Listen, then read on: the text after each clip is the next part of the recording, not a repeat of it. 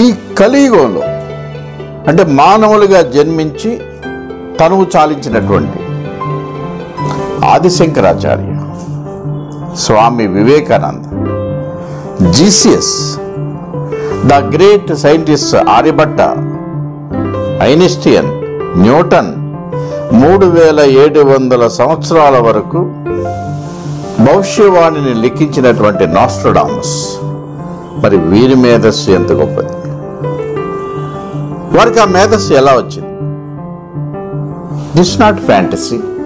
ఇవన్నీ మన ముందు మానవులుగా పుట్టి తనువు సాలించిన వాళ్ళు.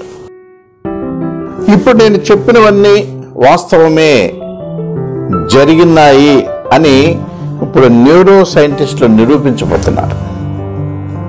అది ఎలాగంటే 2018లో ఒక అద్భుతమైనటువంటి ప్రయోగం జరిగింది న్యూరో సైన్స్లో. దాని ప్రకారం మనం బయట నుంచి ఒక చిన్న పరికరాన్ని బ్రెయిన్కి అమర్చి తద్వారా బ్రెయిన్ని మనం కంట్రోల్ చేయటం. అంటే మనము టచ్ చేయకుండానే మన స్మార్ట్ ఫోన్ మనం ఆపరేట్ చేయొచ్చు,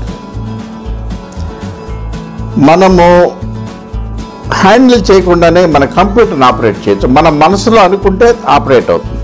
అంటే సరిగ్గా రామాయణ కాలంలో రావణాసురుడి యొక్క పుష్పక విమానం ఆ మనోవాంఛతోనే నడిచేది. There is no remote, there is no operation.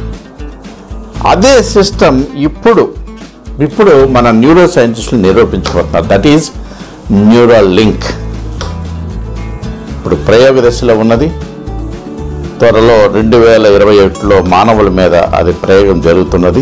మన తల వెంట్రుకలో 20 వంతు కంటే సన్నగా ఉండేటటువంటి అతి సూక్ష్మ పరికరాలను మన బ్రెయిన్లోకి పంపి ఆ బ్రెయిన్లో ఉన్న సమాచారం మొత్తం మనము డౌన్లోడ్ చేసుకోవచ్చు ఈ బ్లూటూత్ ద్వారా.